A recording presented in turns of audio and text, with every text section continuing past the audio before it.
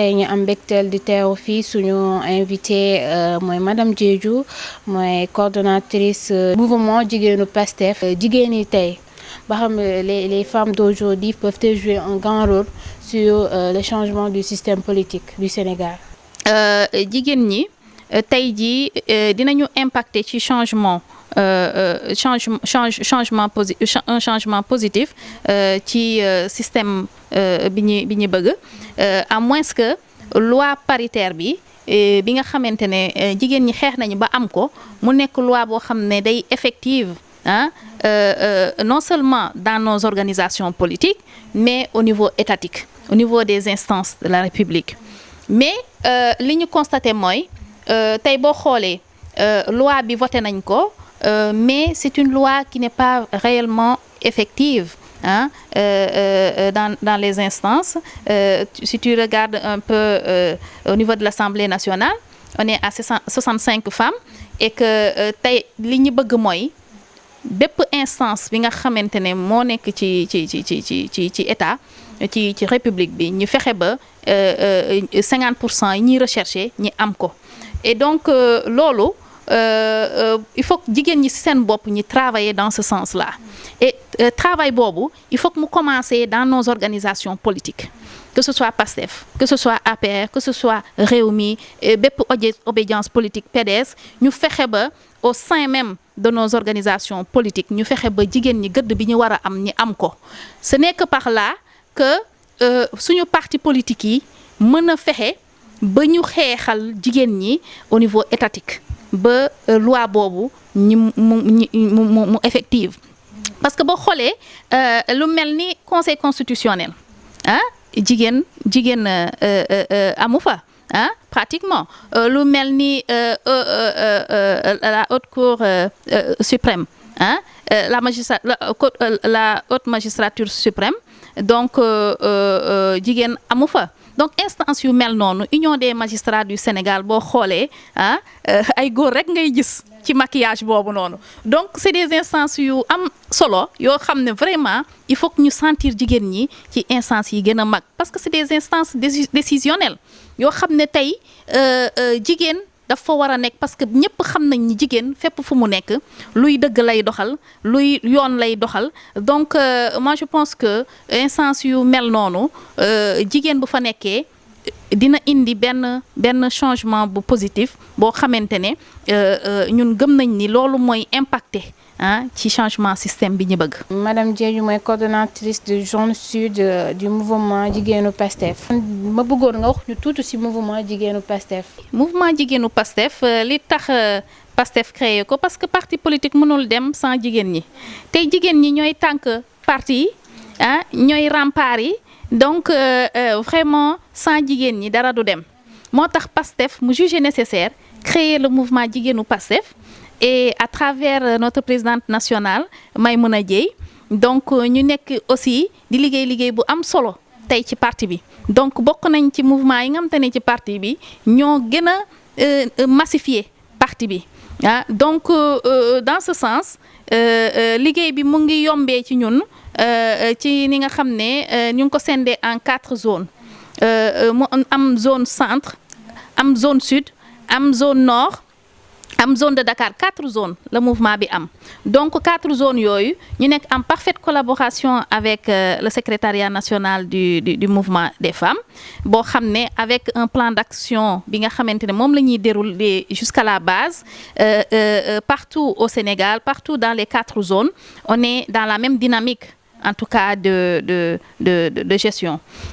loolu mu nekk loo xamante ne lu am solo ci cadre boobu la suñu présidente nationale lancé le programme Samadev nag sama développement la donc c'est un programme qui en tout cas au niveau de la zone sud on a eu la primeur de démarrer ce programme dans la région de Ziguinchor. La région de Ziguinchor, à savoir les 3 départements de Oussouye, Bignona et Ziguinchor Ziguinchor, le département de Ziguinchor. Donc tey jii financé nañu avec un partenariat, un protocole d'accord qu'on a avec une institution financière bi ñu jàppale ba tey jii ñu ngi financé plus de 30 groupements par département et c'est un système revolving. Donc jigéen yooyu tey macha allah bi programme bi biñ ko lancé ba léegi ñu ngi ci liggéey bu am solo et c'est des femmes qui ont vu voir leur petite activité se développer. Donc loolu mu nekk vraiment lu ñuy réjouir. Mais aussi am na loo xamante ne tey ñun kontaan nañu ci suñuy action parce que ku mel ni madame la ministre du commerce Aminata Assome Diatta mu ngi def li ñuy naan copier-coller par rapport à ce que nous déroulons dans la zone te loolu ñun on s'en réjouit parce que bu bonoon xëy na du ko copier. Donc pour vous dire que nous sommes dans l'action, nous sommes dans dans le social, mais aussi nous sommes dans les débats contradictoires yoo xamante ne tey ñu ngi contribuer vraiment dans les débats qui importent surtout sur les questions de l'heure. En même temps, tu es chargée de la communication départementale des femmes. Yan activité nga jot a mëne? Waaw man en tant que responsable de la zone sud bi ma remplacer sama sœur vraiment qui a posé les jalons du mouvement jigéenu Pastef ici dans la zone sud mooy Ndeye Penda Sonko qui bi Pastef nekkuloon dara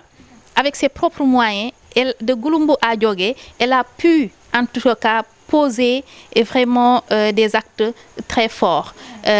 loolu ñu ko ci féliciter parce que sans cela ñun suñu liggéey du yomb ndax fi gën a métti dugg na fa li gën a métti def na ko donc ça nous a facilité vraiment le travail. Donc mu nekk loo xamante ne ñun aussi on essaie de faire mieux parce que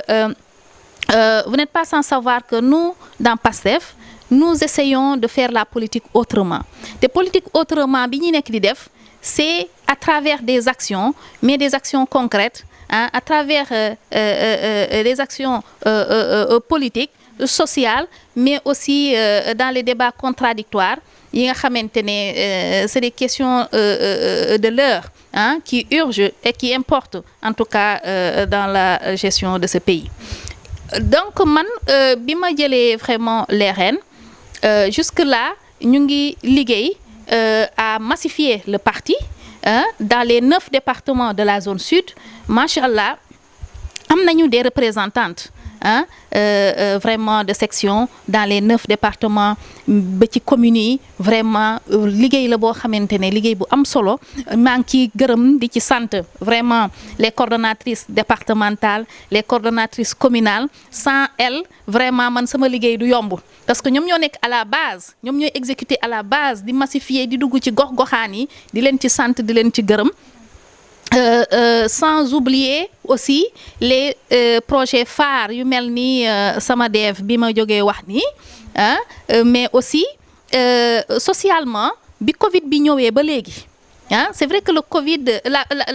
la Covid a dû ralentir un peu nos actions mais on l'a fait sous une autre forme. C'est vrai que daje yi mag yi mënatul am mais à travers le virtuel on essaie de faire des formations. Ñu ngi former dans chaque département à travers les groupes WhatsApp dañuy former nos femmes sur la connaissance du parti sur en tout cas les collectivités territoriales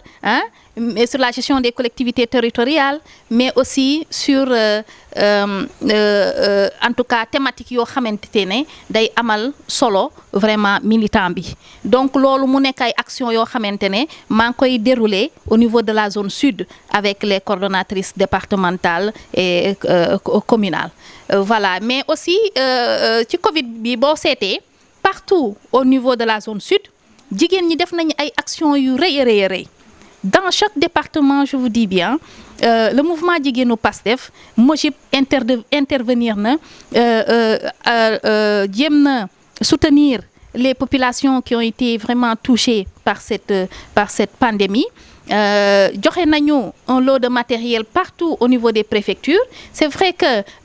on l'a pas médiatisé, on l'a pas beaucoup médiatisé, mais vraiment on a fait beaucoup dans ce sens. Donc la coalition Jotna, c'est une coalition très ouverte, vraiment qui n'est pas fermée aux nouvelles venues, pour vous dire que c'est une coalition de consensus et qui aujourd'hui de plus en plus voit venir des adhésions, hein, et ça nous réjouit. Ça nous réjouit et nous osons espérer que, en tout cas, jusqu'à la veille de la campagne électorale ou du dépôt des cautions, hein, il y aura vraiment d'autres qui vont arriver. Et ça, c'est pour montrer un peu que c'est une coalition de consensus. Et aujourd'hui, de par sa vision, de par, en tout cas, sa vision panafricaine, hein, mais aussi sa vision du développement, ça entraîne vraiment une participation massive, hein, des autres à venir collaborer, en tout cas, avec nous dans cette coalition Jotna. Mais aussi, il faut comprendre par là que aujourd'hui, PASTEF, la coalition Jotna, est mue de préoccupations exclusivement, en tout cas, d'intérêt général. Donc, nous ne sommes pas un conglomérat d'intérêts, en tout cas personnels, mais nous sommes plutôt mus, hein, par vraiment par vraiment l'intérêt général. Toujours avec notre coordonnatrice du zone sud du mouvement Jigéenu PASTEF et chargée de la communication départementale des femmes. Madame Lache, Baham PASTEF peut compter sur les enseignants. Si je parle des enseignants, je fais allusion au mouvement MONEP. PASTEF pense qu'aujourd'hui, les enseignants sont plus à même de connaître le pays. Hein? Aujourd'hui, on sait que partout où il n'y a pas d'infirmiers, dans les zones où il n'y a pas d'infirmiers, il y a un enseignant qui enseigne. Là où il n'y a pas, en tout cas, d'infrastructures, en tout cas, d'électricité, d'eau potable, il y a un enseignant. Hein? Et même la connexion Internet, il y a un enseignant. Et aussi, il arrive qu'il y ait des zones où on n'a pas d'école. Et il faut attendre l'ouverture des classes pour mettre en place des abris provisoires. Et dans ces zones-là, il y a des enseignants. Donc, aujourd'hui, nous pensons que les enseignants jouent un grand rôle dans le PASTEF. Aujourd'hui, PASTEF doit un peu, là où il est arrivé, hein, doit un peu à sa réussite aux enseignants, aux étudiants, parce que ils ont parlé à un plus grand nombre de personnes, ils ont sensibilisé là où personne n'était. Donc ça, je pense que on le doit à ce corps professionnel qui aujourd'hui, en tout cas, a le plus souffert par cette malgouvernance que nous notons de ce pouvoir-là. ci journaliste yu bëri di naan Ousmane Sonko bañkat la gis nañ fii ci wàllu Covid 19 bi bu Macky Sall indi état d'urgence bi moom bokkoon na ci ay opposants ñu fa demoon pour waxtaanee ak moom waaye ñu gisaat bu mu lever état d'urgence bi tamit bokk na ci yu mu doon ne le gouvernement a démissionné à sa mission te Sonko bu ñu xool ay jamono derrière daan na ne ni nit ñi nañ leen bàyyi ñu dem liggéey loolu noonu ba xam amul contradiction moom. Parce que boo xoolee bi Covid bi commencé le président de la République dafa invité woon les autres partis politiques, hein, pour un peu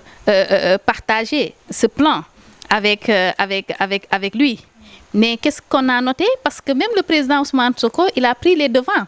Déjà au niveau du palais, il a évoqué son inquiétude par rapport à la méthode de gérer cette pandémie. Et c'est ce qu'on vit aujourd'hui. Hein? Si à un moment donné, il a dû interpeller l'État pour que l'État allège les barrières, c'est parce que ce même État-là n'a pas mis les conditions idoines pour vraiment faire vivre les gens. Hein? Parce qu'on ne peut pas cloîtrer les gens entre quatre murs et les laisser seuls à leur sort. Donc, je pense que d'où l'intérêt de prioriser certains secteurs. Parce que ce qu'on a noté, en tout cas durant cette pandémie, c'est qu'aujourd'hui, nos secteurs prioritaires qu'on a mis en rade, c'est ces mêmes secteurs prioritaires qui devaient nous sauver, en tout cas en cas de crise. Et nous avons en tout cas vécu la fragilité de notre secteur sanitaire, en tout cas l'éducation, l'agriculture. En cas de crise, chacun se replie chez soi. Je pense que aujourd'hui, l'État doit repenser son modèle économique. Nous ne sommes pas protégés par le modèle économique du Sénégal. Aujourd'hui, l'État privilégie les multinationales, les entreprises multinationales, au détriment de nos entreprises. Parce que aujourd'hui, si l'État avait mis à l'aise, avait mis les conditions nécessaires pour protéger, en tout cas, le développement de nos entreprises, en cas de pandémie, ces entreprises-là pouvaient soutenir l'État dans des circonstances pareilles. Mais malheureusement, ces multinationales qu'ils ont toujours privilégiées, en tout cas, vont fuir et aller se réfugier chez eux au moment où l'État en a vraiment besoin. Donc, c'est pour dire qu'aujourd'hui, eux-mêmes, ils ont constaté leur échec. Ils ont constaté leur échec, mais ils ne veulent pas l'admettre. Parce que quand vous voyez dans leur discours, ils n'arrêtent pas de se glorifier de la bonne gestion qu'ils sont en train de faire, malheureusement. En parlant de bonne gestion, le président Macky Sall a annoncé un nouvel plan économique et on avait le PCE qui était en cours. Dañuy toujours démontrer à quel point ils ont échoué. Parce que mënoo ne lii la nga jékki-jékki neyaat lee ñoom en fait ils ont la manie de jouer avec les mots. Je pense qu'aujourd'hui le peuple sénégalais aujourd'hui a fait son propre diagnostic te xam na ni ñii dañoo tële mënatuñu fu mu toll nii ci tâtonnement la ñu nekk xamuñu fi ñuy teg seen tànk tantôt PSE tantôt plan de relance nangam et le plan décennal d'assainissement bi nga xamante ne tey booy wër arnaque bu gën a rëy tey ci seen gestion bi bokk na ci ndax mënuñu comprendre programme boo xamante ne milliards yu mu emmagasiné yépp à 2 ans de la fin de ce programme ñi naan ñoom fin au programme bi la ñuy xaar sans nous donner aucune évaluation concrète de ce qui est fait précédemment. Donc inondation yi cette année wane nañu ni ñii defuñu fi dara lu baax mais nag c'est aux Sénégalais de juger et je pense que les Sénégalais prennent acte te xam nañ fi ñu jëmee. Récemment dañoo gis ni le ministre Mansour Faye doon di porter accusation sur votre leader Ousmane Sonko naan sax day divulguer ay audio. loolu wax ju yàqu la parce que boo xoolee tey ci actualité politique bu Sénégal ce qu'il faut retenir c'est que c'est Ousmane Sonko qui anime le débat politique aujourd'hui au Sénégal et il tient le fil en tout cas de l'opposition. Ousmane, il s'oppose et il s'oppose farouchement. Il est un opposant radical. Je pense qu'il faut lui concéder son style d'opposant. Il a son propre style et que tey nañu reconnaître en lui quelqu'un qui a vraiment changé les mentalités, quelqu'un qui a redonné une nouvelle donne de la politique. Et donc ça fait peur, ça fait jaser et donc c'est pas de sa faute si des gens en tout cas créent des diversions pour en tout cas détourner l'attention des gens sur vraiment les questions de l'heure qui nous importent. C'est pas de la faute à Ousmane parce que tey boo xoolee man yi yëpp li ko waral mooy dañoo tiit tey boo xoolee dafa mel ni un gouvernement dans un gouvernement daa mel ni Ousmane moo nekk di gouverner réew mi parce que ñoom au moment où dañoo télé xamuñu fi ñuy teg seen tànk le PASTEF est en train de dérouler un programme au vieux et au su de tout le monde boo xoolee vacances agricoles patriotiques yi macha allah tey mu ngi leen di won nan la ak naka la leer na ci bopp nit ñi boo xoolee tey c'est dans l'histoire du Sénégal c'est le seul leader politique bi nga xamante ne bi mu xamee ni ci pandémie bi hôpitaux yi yëpp ñu ngi manqué deret ndax nit ñi dañu dawoon hôpitaux yi kenn dematul ci hôpitaux yi don de sang amatul bi mu lancé vraiment le don de sang patriotique yi partout dans les contrées du Sénégal dañu jóg donc on a réussi à avoir plus de 4000 poches loolu dans l'histoire du Sénégal il faut quand même le lui concéder donc mu doon koo xamante ne ni mu bëggee jëmale réew mi loolu la nit ñi soxla on a besoin du concret pas en tout cas ce qu'on est en train de voir ce qui se passe aujourd'hui dans cet état qui ne sait où mettre la tête. doole di la laaj yow gestionnement maire bi noo ko gisee fii wàllu Sédhiou ba bu ñu gisee Sédhiou pauvreté bi daf fi bëri te Sédhiou ñii dinaa dafa changé wul bokk na ci les premières régions de la Casamance te ba léegi kenn mun ci sentir boppam. man en tant que responsable de la zone sud dinaa wax ni non seulement seen politique dafa échoué ici à Sédhiou mais dans toute la Casamance wax ma rek ban entreprise ban industrie nga fi gis fii en Casamance amul doo fi tudd benn industrie bu valable bu taxaw fii Casamance et ci loolu la ñuy yaakaar pour créer de l'emploi mais aussi pour relever l'économie de la Casamance parce que Casamance ñëpp xam nañ ni vraiment la nature nous a dotés de fruits de tout genre mais dañ koy non seulement day yàqu li ci bare mais même fi ñu koy yóbbu ñun en tout cas mënuñu ko transformer sur place loolu ay aspect la yoo xamante ne loolu dañ ci war a liggéey parce que il faut que ñu am ay entreprise de transformation ay industrie vraiment industrie yu ñu naan industrie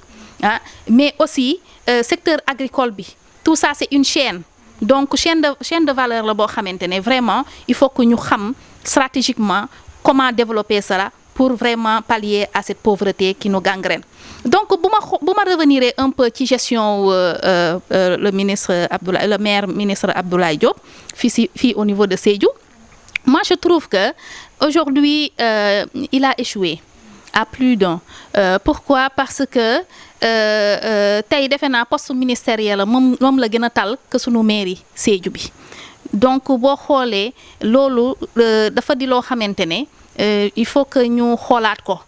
donc mënoo nekk ministre nekk maire yow taloo sa dëkk conseil municipal sax mënoo ko assister donc en tant que maire boo mënul contribuer participer grandement dans la gestion de ta mairie franchement je pense que demal tëddi nelaw parce que ñun on est dépourvu de maire ici à Sédhiou donc bu ñu jógee ñiy basé wu ci quelques kilomètres yoo xamante ba ci buntu këram la ak quelques yoon yi ñu def fii ñuy glorifier wu ni loolu la fi def mais ça c'est l'État c'est du ressort de l'État pour faire ces routes là mais bu ma la woon yow ñoo bokk quartier yow gis nga Santassou c'est le plus grand quartier de Sédhiou benn tali amu yoon yëpp a ngi dagg suñu oto yi yëpp yàqu nañu ndax tali yi dagg fu mu toll nii ak taw bi ren taw bi nu mu baree ni yoon yëpp dagg nañ kenn amul foo jaar donc du coup nañu wax lañ fi def et Sédhiou a besoin d'un plan d'assainissement nouveau Sédhiou est en train de grandir ñu ngi lotisser n'importe comment di ñi ñaa ngi dëkk sans